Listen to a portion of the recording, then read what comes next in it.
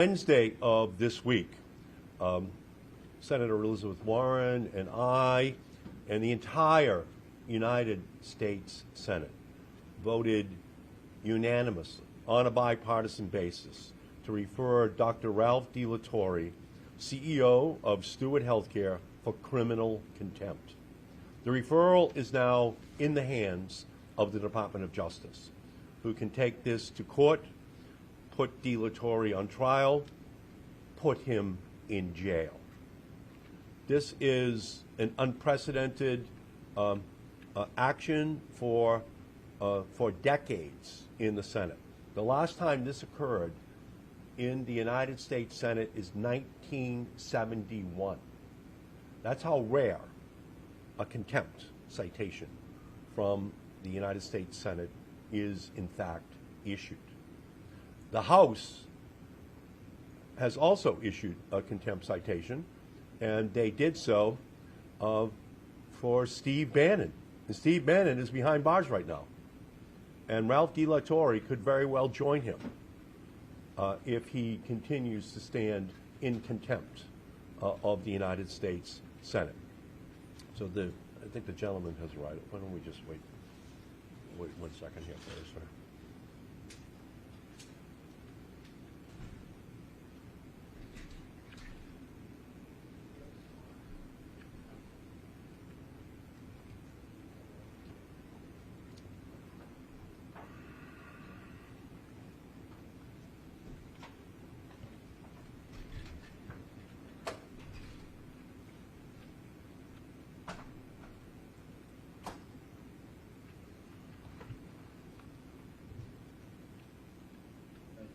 Great.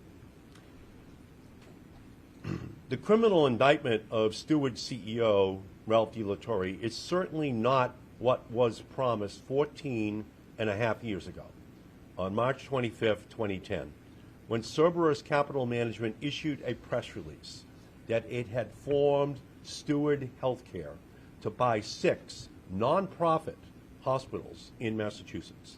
At the time, the head of private equity at Cerberus said they were, quote, pleased to be making a long-term investment that will help ensure the future success of the Caritas Christi healthcare system. Dr. Ralph D. Torre said he was committed to offering world-class medical care and employment opportunities in the communities they serve.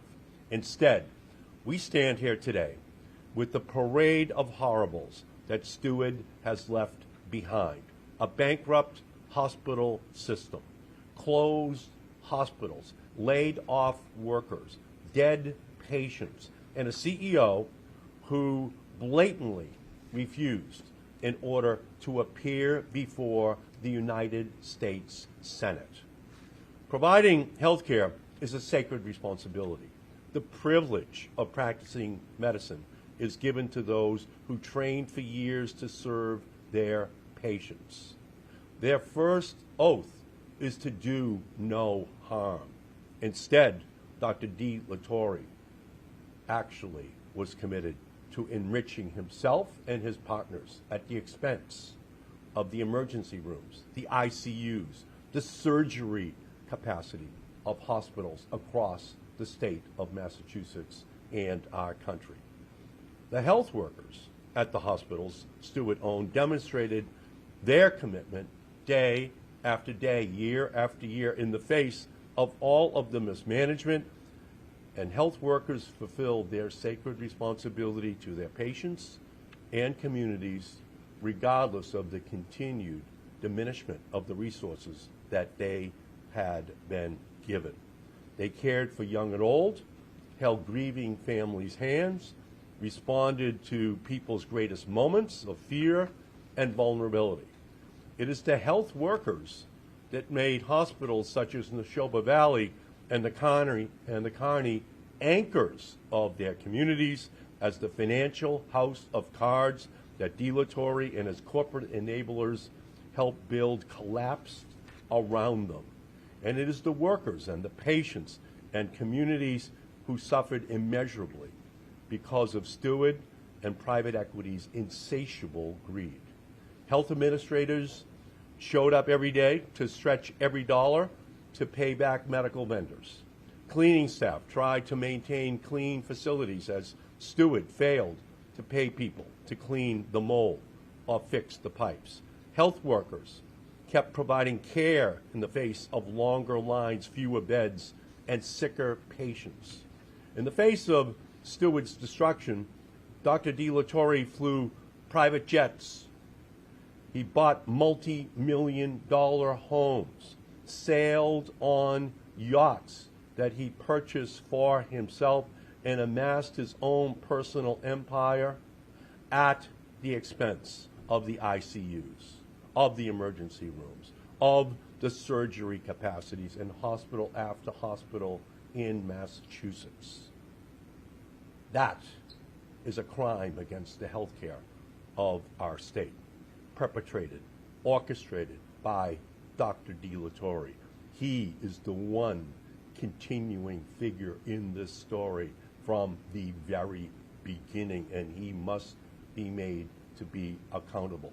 The Boston Globe Spotlight team has laid out this story of how he, in fact, enriched himself, and it is critical that he be made accountable. He was, however, unapologetic in showing people his lavish lifestyle, up to and including being at Versailles during the Olympics in Paris at the equestrian events, almost in defiance, almost Marie Antoinette-like, let them eat cake, insolence in the face of the harm which was being perpetrated against the people of Massachusetts. Yet, when I tried to call him to testify before my subcommittee on primary health in the United States Senate, he hid. When the Senate Health, Education, Labor, and Pensions Committee called him to testify, he hid. When the Senate issued a legal order for him to appear, he hid. He is trying to hide from accountability. But in a unanimous vote, the Senate said on Wednesday that he can hide no longer. I don't care what Mr. Torre thinks about his rights. Greed management and cowardice are not rights. I care about the workers and the patients and the communities that Dr. Torre looted and then abandoned. The Constitution means no man is above the law, and Mr. Torre has broken it, and if he wanted to say something himself and not hide behind more lawyers, he should have come before the Senate when we asked him multiple times to appear before the Senate. This is the first criminal contempt referral from the United States Senate in more than half a century. It is a rare moment for the rare level of greed and cowardice and cruelty that Dr.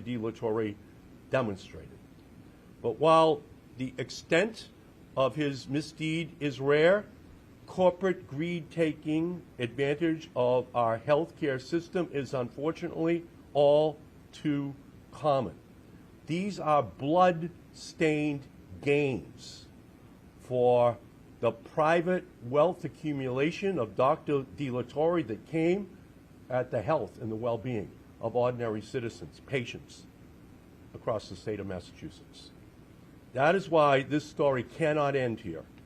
We need accountability from every corporate enabler that played a role. Steward senior leadership, Cerberus's Medical Properties Trust, and every company that stands to make a profit through Steward's financial destruction. We need to draw private equity in healthcare out into the light so that the entire country can see what is taking place as private equity seeks to take nonprofit hospitals, turn them into for-profit hospitals, and then loot the revenues from those hospitals that make it impossible to provide the healthcare services that those communities need. We need to draw attention to the other Ralph Torres across our country who are now doing the same thing in other healthcare systems. And we have to make sure that we then work to pass the legislation that is going to be needed to create those guardrails. And that would be my Health Over Wealth Act, which is legislation that will ensure that private equity has guardrails put around it as they attempt to loot our health care system. We have to guarantee that corporate wealth does not come before public health in our nation. We can do this, but we have to do it after we put that spotlight on De La Torre and the other De La Torres in order to build the momentum so that we can get legislation that is passed that provides those safeguards. Dr. De La Torre amasses wealth on the backs of health of patients and well-being of workers here in Massachusetts. We cannot save the patients we lost or the hospitals that closed.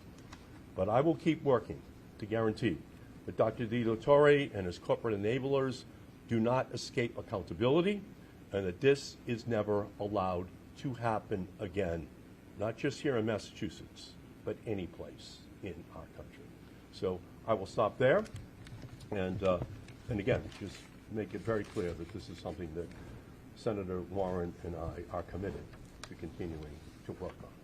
So are there any questions that any of you may have? Yes, sir.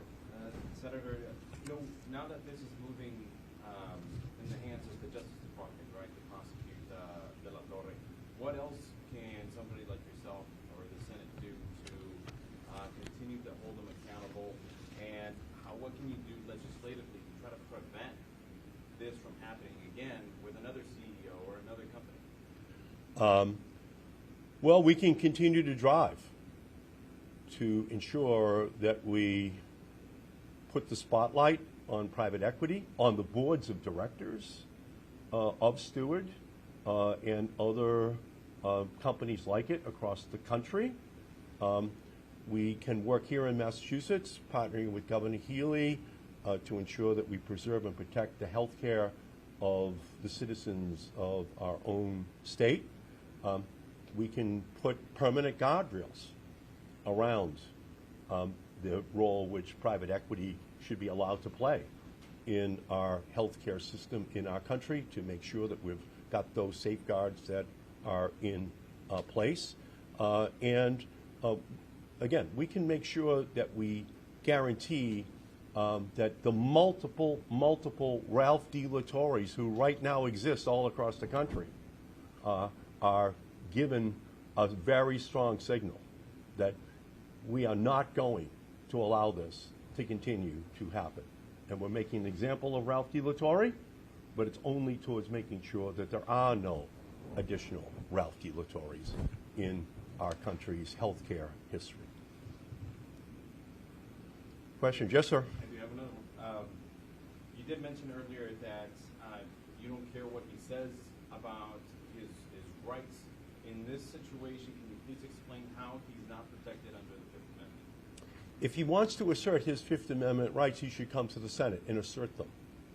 But there are many other questions that we would have of Dr. De La Torre in public about the public policy issues that are surrounding what private equity did in partnership with Dr. De La Torre that wound up in looting the hospital system of Massachusetts. He has a right to invoke the Fifth Amendment, but he has to appear.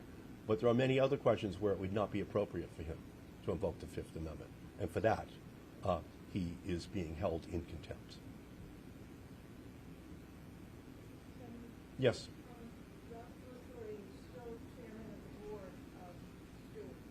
So does that mean he's still making decisions about financial issues that affect people in Massachusetts, for example, union pensions and things like that? I think we have to assume that in the absence of the board of directors removing Dr. Ralph De La Torre from the leadership role at Steward, that he is still in the middle of these decisions which are being made up to and including today. And that's just completely wrong. Dr. De La Torre should be removed by this board. Unfortunately, from my perspective, it's pretty clear that the board itself is complicit in this strategy which was executed that looted the Massachusetts hospital system. questions anyone has?